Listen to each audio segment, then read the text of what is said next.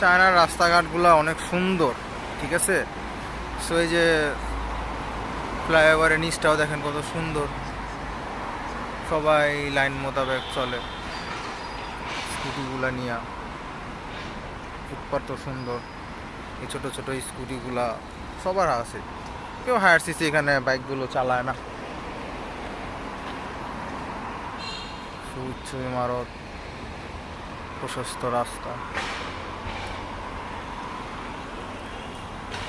দেখতে অনেকটা সুন্দরই লাগে। সারি সারি সাজানো ইলেকট্রিক বাইক।